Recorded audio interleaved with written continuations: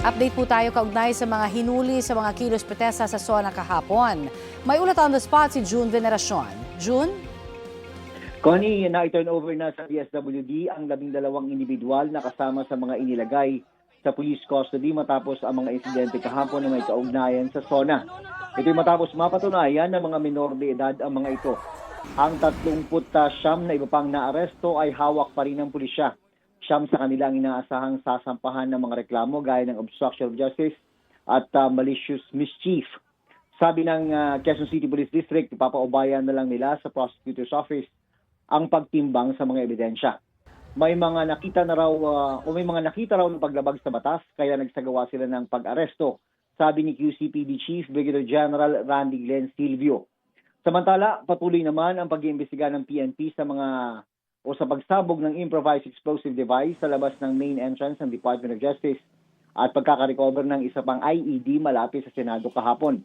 Sabi ni Colonel Allen Reyco, Acting Chief ng Public Information Office ng PNP, wala na silang nakikitang pang banta sa DOJ at sa Senado. Pananakot pa rin ang nakikitang motibo sa dalawang insidente, sabi ng PNP. Nauna nang sinabi ni PNP Chief Jose Melencio Narcatis Jr. na walang shrapnel ang mga ginamit na IED. Balik Sir Connie. Maraming salamat, June Veneracion. Bistado ang iligal na operasyon ng pagsasali ng ilang produktong petrolyo sa Lucena, Quezon.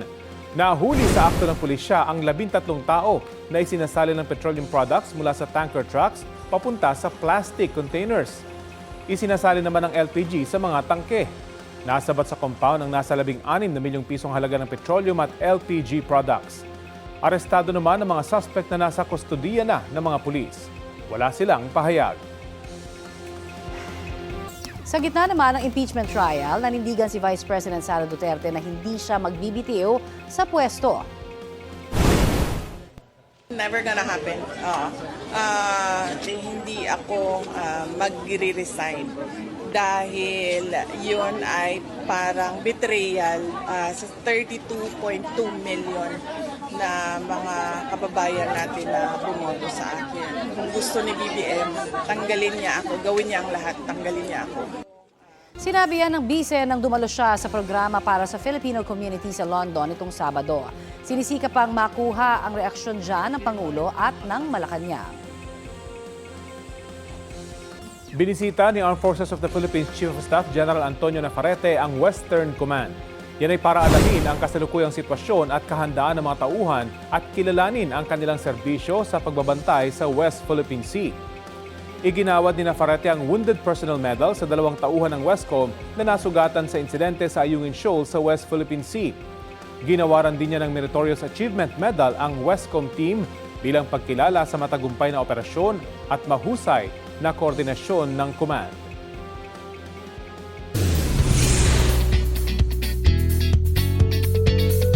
Sinurpresa ni Born to Shine star Kobe Brown ang co-star niyang si Olive May sa kanyang recent fan meet.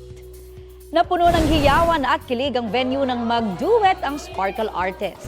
Layag na layag ang tambalang JC at Megan na kinakikiligan sa serye. Chika ni Olive, well appreciated ang pagpunta ni Kobe pati na ang effort ng fans para makapag-bonding sila even just for a day. Extra grateful siya sa feedback na natatanggap para sa kanyang karakter na hindi lang daw basta kontrabida. Si Kobe naman mas na-appreciate raw ang kanilang nagagawa sa series para makapaghatid ng saya sa mga manonood. I felt so grateful na I get to do this job and I get to make people happy. People don't really get this opportunity and you just need to make the most out of it. And you always have to give back to the people who support you po. I am happy na they do understand my character kasi I can say na Megan is a really beautiful character. With flaws, she's trying naman her best to really achieve her dream. Ganyan. Speaking of fan meets, isang fun-filled afternoon din ang pinagsaluhan ng Miyako Cuties at ni Jing ng Born to Shine na si Ralph Miyako. Game na kumasa si Ralph sa exciting games at hatawan sa dance floor. Nakaselfie rin ng lucky fans ang kanilang idolo. Abangan sina Kobe, Olive at Ralph sa mas tumitindi pang mga eksena sa Born to Shine, 2:30 p.m. sa GMA Afternoon Prime.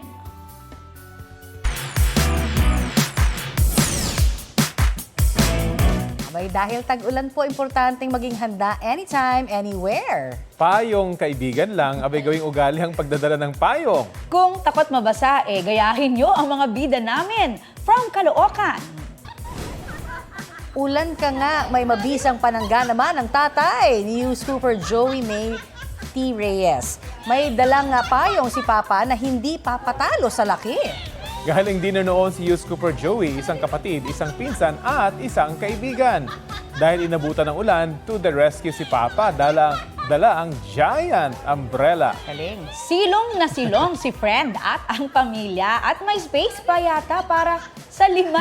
Ang extra large na payong simbolo ng extra pagmamahal ng isang haligi ng tahanan. Deserve ang spotlight bilang Main character! Ay, gagawin ko rin yan kung ayaw ko mabasa. Oo, laki ng payong. Oo, ganyang kalaki din ang pagmamahal ni tatay. Yun.